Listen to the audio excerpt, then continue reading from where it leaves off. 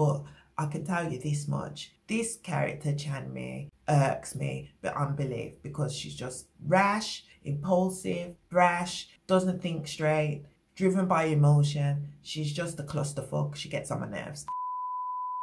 Hi and welcome to my channel. It's your girl Blake. I've hopped on here because I want to talk about Revenge of Others.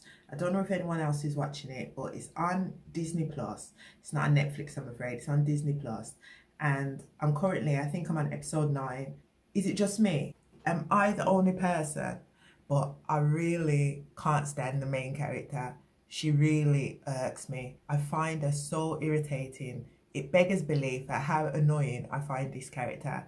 And I don't know if that's a shout out to the writer and director for managing to portray accurately the mind of a teenager. The mind of a teenager is extremely frustrating. Not to be ageist or anything, but if this is any reflection of what I was like as a teenager, then bless my mom and bless my dad. They had the soul of a saint, seriously, because I think this character just really highlights the lack of decision making that teenage brains have, but the overwhelming confidence that they think that everything they're doing is right. Well, not necessarily everything, but that their decision making hasn't got any flaws. Because this character, oh my God, she's so impulsive. I find it pretty irksome. Can you just sit back, digest the information that you've received, and then proceed accordingly? Not go full throttle. Like, you've just been presented with one side of an argument. You don't need to go gung-ho and think that you know it all. You haven't seen everything from all perspectives. Can we just wait? Can we just chill? Can we relax and assess the situation? Whatever happened to assessing the situation? I mean, we all love a bit of gossip, but this is a life or death situation in a sense, because the girl, okay, so I've flown off at the deep end and you might not even know what is Revenge of Others. So quick synopsis. Chanmi's lost her twin brother, Pat Wonsock, and he dies whilst on a telephone call to her, and he was just wishing her luck for her upcoming like shooting match. She's on the school shooting team, so she's about to have a match, and while he's on the phone, she overhears that somebody comes into the room where he is, and then the call goes dead, but she's none the wiser. But what happened was somebody pushed him out the window, didn't they? So we're like stunned. Obviously he's crashed, hit his head on the concrete. Oh, sorry, I'm being a bit graphic. I should have gave a disclaimer or whatever. This might include sensitive information, blah blah blah blah blah. So anyway, he's flown out the window because he's been pushed, and his twin sister was none the wiser because they weren't living together, as he was adopted when he was younger by another family, and she was left in the orphanage. Now, who in their right mind would adopt one twin? Who adopts one child? They're a set, aren't they? Who splits up twins? Anyway, so you can imagine, I'm not here for his parents. But anyway, and on top of that, he's being raised by not a Catholic family, I think, just a Christian family. But obviously they're heavily religious and a bit of zealots, in my opinion, because even though we all know that they say that if you take your own life, that it's a sin. But as parents, come on. Are you gonna be dismissive of your own child's death because you think that they took their life? They don't know that it was actually a murder. Everyone assumed that he just jumped out the window, because unfortunately this happens. When she couldn't get in touch with her brother, she discovers that he actually was dead. If you can believe it, she turns up at his school, she questions another student about him, and then the student turns around and says, oh, he's passed away. Could you imagine not even knowing that your brother had passed? So she discovers this, and straight away she's like, there's no way he would ever take his own life. And she pleads with the police that it's a murder case, but they're not pursuing it. It's all been wrapped up, hasn't it? So anyway, she decides to go to his school to investigate for herself to see if she can find the murderer. But the moment she gets into the school, it's a mess. There's bullying happening left, right and centre. There's one guy who's complete scum, and he's been terrorizing one girl and she actually attempts to take her life. Fortunately, she survives. And as such, her father comes to school pleading and pleading. And another student who seems to be a victim of assault decides that she's going to help the father and the girl get vengeance. So she talks to another student whose name is Shihyun. Let me just make sure I'm getting everyone's names right, because when I'm on one, all the names go out my head. So yeah, she talks to Sohyun and tells him, you know, you need money for your mom's medical treatment because Sohyun has got it hard. He's lost his brother, his mum's on death's door in hospital, and he's got to pay for her medical expenses. And he's just a high school student himself. So the girl tells him, if you help to exact revenge, the father will pay us and you can pay off your mom's medical expenses.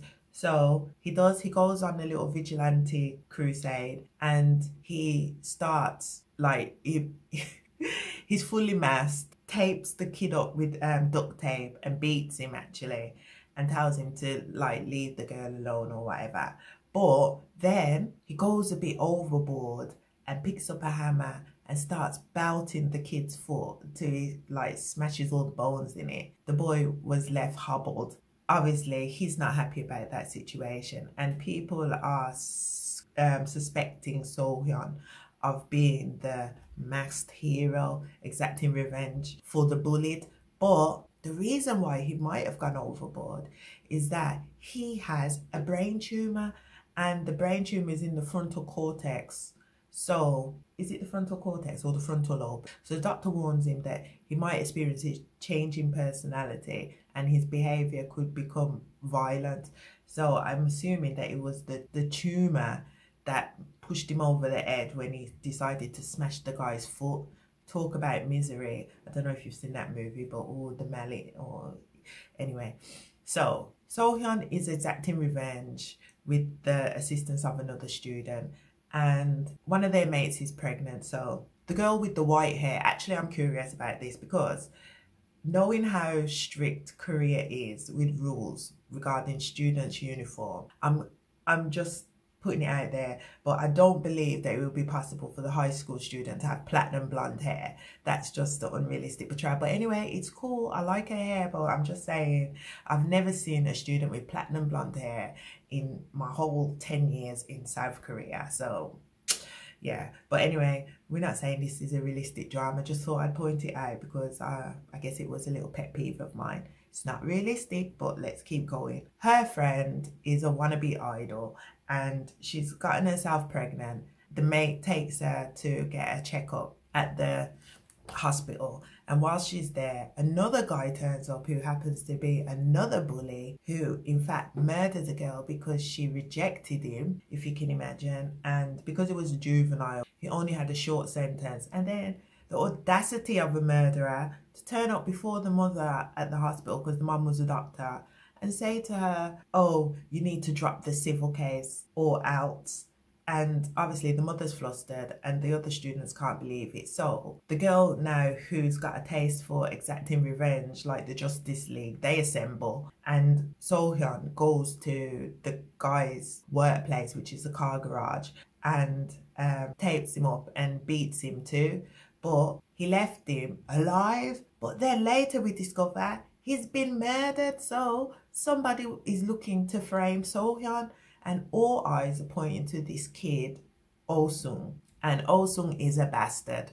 I can't stand him. His father is the chief of police. And in my opinion, this kid is quite intelligent and manipulative.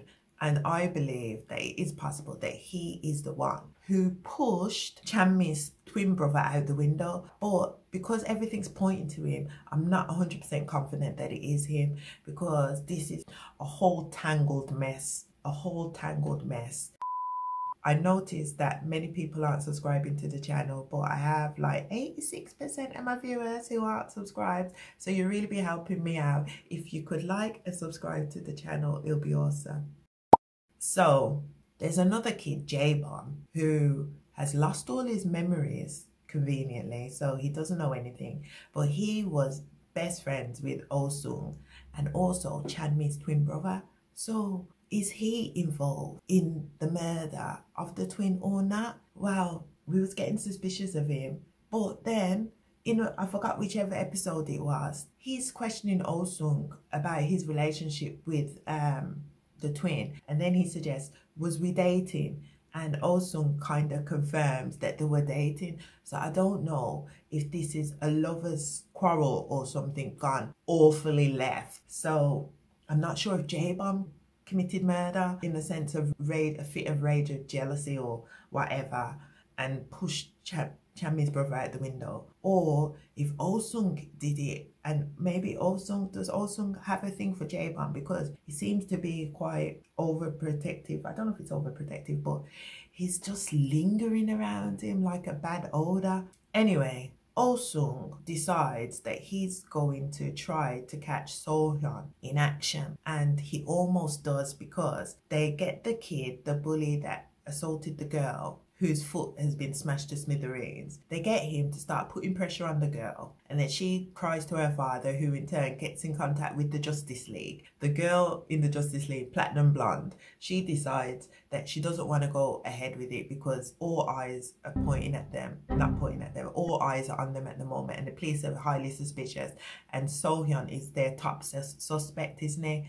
But the other pregnant girl tells So-hyun, and he's desperate to get the medical expenses paid for his mom. So he goes ahead and tries to attack, what's his face, the boy with the broken foot.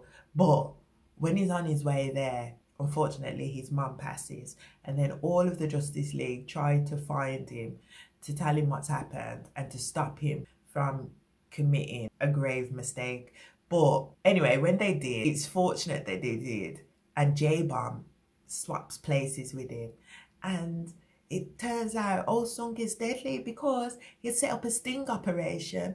He had hidden cameras everywhere and was live streaming it on Instagram. Can you imagine? He was live streaming it. So when he unmasks who he thinks is So-hyun, turns out it's J-Bomb. So he was really annoyed that his plan backfired, and the police are really onto him now because they're highly suspicious of Oh Sung. I think he's overtaking So-hyun in being the prime suspect for these murders. But the reason why I'm more annoyed at Chanmi is because every time she gets some information, she just acts so impulsively. At one point, she believed that So-hyun was the one who murdered her brother, because another friend said that he saw someone with red shoelaces, and as far as they all knew, he was the only kid that had red shoelaces. So they assumed that So-hyun had killed him. So she lured him to Busan and shot him with her gun, didn't she? Because she's in the shooting club. But luckily, it only grazed his arm. And she discovered that he isn't the person that did it. So then she asked J-Bomb to question Oh Sung because she's curious about their relationship. And then Oh Sung drops a bomb and says that the twin pushed J-Bomb off the building, and that's how J-Bomb ended up in the coma. And then she's heard that, and then she's acted impulsively again and decided that she's going to leave the school, and she's given up, seeing that her brother's not as much a victim as she first believed him to be. But at that time when she leaves So-hyun, he's lost his brother, he's just lost his mom, she was living with him, and then she just flees and ups and goes at a drop of a dime and just leaves him completely on his own. Surely she knows what it's like, because she's got no family of her own and just lost her twin brother. But you know, she's going to trust the words of Oh Sung, who, as far as I'm aware, is a complete narcissist and complete liar. So, like, I don't know if he's a narcissist, but a pathological liar. He's definitely a pathological liar and a manipulator. And I guess those are quite narcissistic traits, but I haven't got the skills to be diagnosing people. So I'm gonna just stop using that term, because I think that's a term that's used quite loosely on the internet. Like, everybody's suddenly a psychoanalyst. But I will be the first to confess that I'm no such psychoanalyst. But I can tell you this much. This character, Chanmi, irks me beyond belief, because she's just rash, impulsive, brash, doesn't think straight, driven by emotion. She's just a clusterfuck. She gets on my nerves. And also, now everybody discovers that, what's his face, So-hyun, has a brain tumor, because Chanmi just exposed it. Because when he was confronting Osung, or Osung was confronting him, he just passed out, didn't he? And then the ambulance came, and then she told them his condition and which doctor's treating him.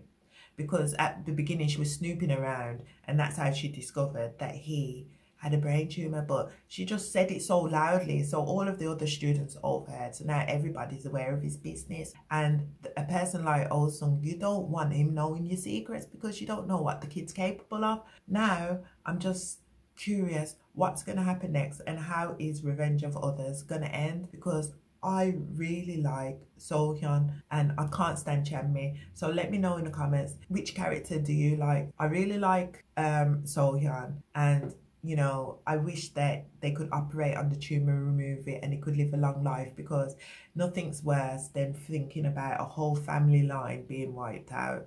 Like, his mom's gone, his brother's gone, and he's the last surviving member of his family. And then for him to just end up dying, it's a travesty. It's a travesty. But let me know in the comments, do you hate Chanmi as much as me? Or am I the only one who's frustrated with her character? Let me know. And also, he is a nasty piece of work, but it's entertaining viewing, isn't it? Let me know in the comments if you agree, and like and subscribe to the channel, and I'll see you on the next one. Ciao, annyeong.